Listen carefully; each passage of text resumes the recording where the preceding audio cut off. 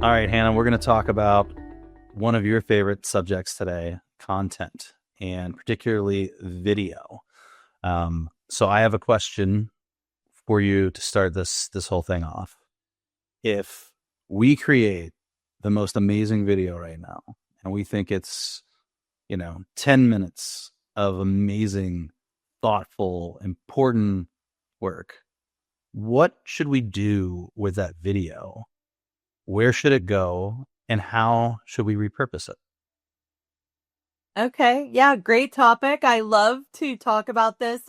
Being smarter with our thought leadership and how we take one topic and turn it into a wealth of information that's digestible by different audiences in different ways. Starting off, obviously, if you produced a video that you're super proud of, YouTube is an initial spot that everything should go when we talk about search engine optimization, and even going back to the principles of SEO.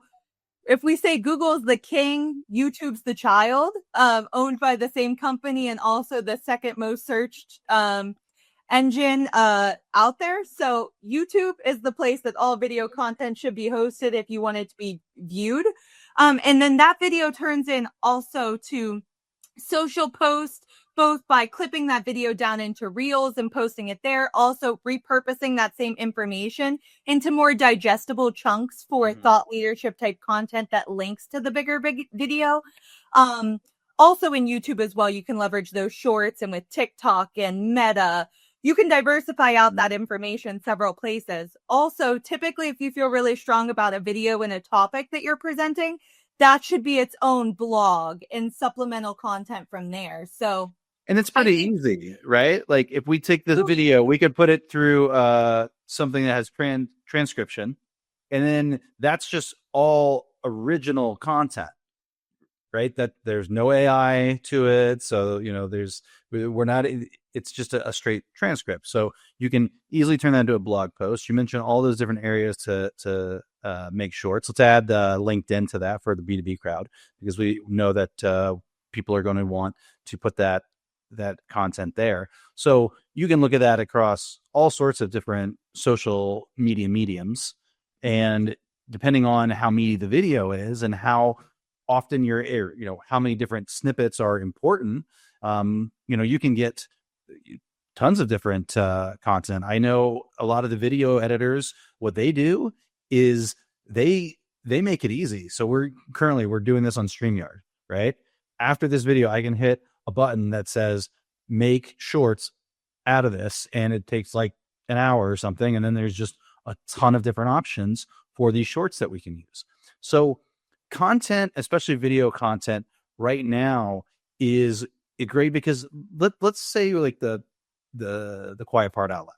It's easier to sit here and talk through a topic that we know we're talking about than it is to sit down and write a 1,000 to 2,000 word blog on it. It takes 10 minutes as opposed to a couple hours. We can edit it, but we probably don't want to do too many rewrites because we want to be nice and authentic here. And then we're also showing who we are. So we're able to showcase, hey, I'm this type of person. I think this way. Hannah's this type of person. She thinks that way. And so there's a personalization that comes into this so that you kind of get to know the people before you ever talk to them on anything. So that's where we're seeing a lot more success with our customers that are leading their search marketing content efforts with video. Now, one of my questions is, we can pop on here and we can do a StreamYard, but if we do this forever, it's going to get boring, and it's just going to get a little stale. What do companies need to be able to start being able to develop more video content? Because I've heard so many people with barriers. Hey, we don't want to invest in a studio, and I don't think you have to, right? What do you need to get going and really build out a video content strategy that you can actually act on? So, yeah, to your point, actually, the less developed videos have historically done better for some time in connecting with people. People want authenticity. So it's not this giant barrier where you need to have a fancy production setup and a professional video equipment and microphone and everything like that. Even a script, it's not necessary. You just have to have a unique perspective and some centralized theme that you're going to talk about. And then naturally from there, you can shape video content in so many different ways. Even what we've talked about recently is diversification in the types of videos you put out as well. So no, you don't even need two people having an open dialogue. You can have one person be a thought leader. You could have a roundtable and bring a bunch of people in to talk about a topic at once and get a bunch of different perspectives. There's 1,000,001 ways that you can tackle the same type of video content. So my recommendation is get something you're passionate about and start talking. And naturally, it will lend itself to some great content you can use everywhere. Yeah, I think that's what it comes down to, right? Like you can be the guy on the street with a selfie stick walking with bad audio, but if you're saying something that people care about and it seems very authentic and smart and unique, then it's going to resonate. So I would say anyone who's afraid to get into the video game, there are some shortcuts. It's not as hard as you think. And to Hannah's point, there's a lot of diversification. That's why she told me that I gotta stop leaning on her. Right? I can't just do videos with her. So get that selfie stick out, start walking down the street and talk about something you care about.